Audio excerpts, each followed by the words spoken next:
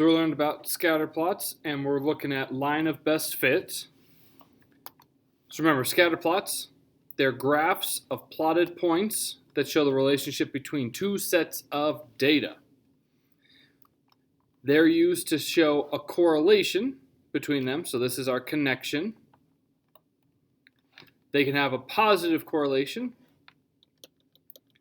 where our dots go up from left to right. Negative correlation, down from left to right, or no correlation when they kind of look random all over the page. You don't know if they're really slanting up, slanting down. So to go along with the correlation, we actually draw a line of best fit. So that's a straight line that we draw through as many points as possible. That line of best fit is used to show the perfect representation of the data. So if all these dots moved to their line, this is where they would approximately be. So if I've got this set of data right here, to draw my line of best fit, we're going to find 2 points.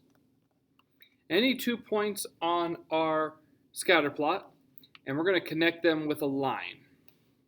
So I'm going to kind of do this a bunch of different times. And so let's say I choose this dot and that dot. So if I connect it with a line, what we want to look at after we've drawn our line is we want to have equal points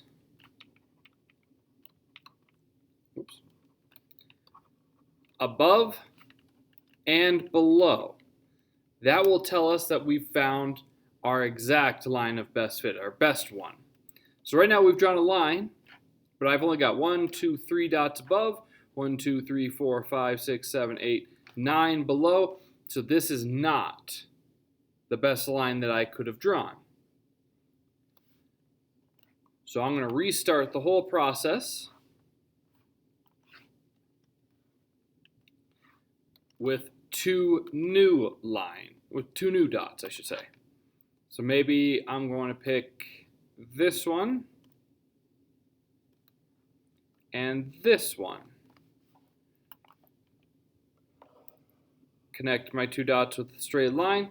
I want to make sure my line goes with the flow of the dots. So the dots are flowing up and left, up and right. So we want my line to do the same thing. I've got 1, 2, 3, 4, 5, 6. 1, 2, 3, 4, 5, 6. There's my equal points. This is our line of best fit. The 2 points that I chose were 3, 5 and 9, 11.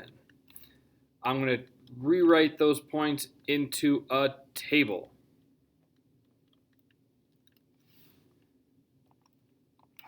We want to find the equation of our line now. So we're going to fill in these 2 blanks. So we know we need the slope, we need the y-intercept. The slope, we're going to find from our table right here. How do our points change from one side to the other? From 5 to 11, that's 6. From 3 to 9, that's also 6. So our slope very easily is 1 over 1. And we get to put that right here. Our y-intercept, where does our line cross our y-axis? Well, it's going to cross right about there at positive 2. And there's our equation. Let's try it with another one. We've got ourselves a negative correlated graph. I'm going to pick my 2 dots. So maybe I'll pick that one and this one. See how that works. Okay, the line I drew not good. I'm going to have to slightly modify it. All right, there's my 2 dots. I have way too many dots below, not enough dots above. So I'm going to just tweak this a little bit. Maybe I go through this dot right here. Maybe that dot right there. Same problem, so actually I'm going to probably keep it there. Let's just see. 1, 2, 3, 4, 5, 6, 7. 1, 2, 3. But I got a lot of dots that this is able to go through. That's a good thing. So I'm just going to do one slight modification. I'm trying to grab the green thing instead of the line. I'm going to move the dot there.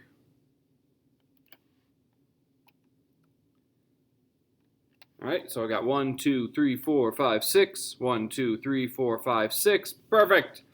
That one might be even below. So when we say equal, we want it to be as close to equal as possible. But if we have like 6 above, 7 below, that is okay. Odd numbers do exist. And so we can't split odd number points evenly.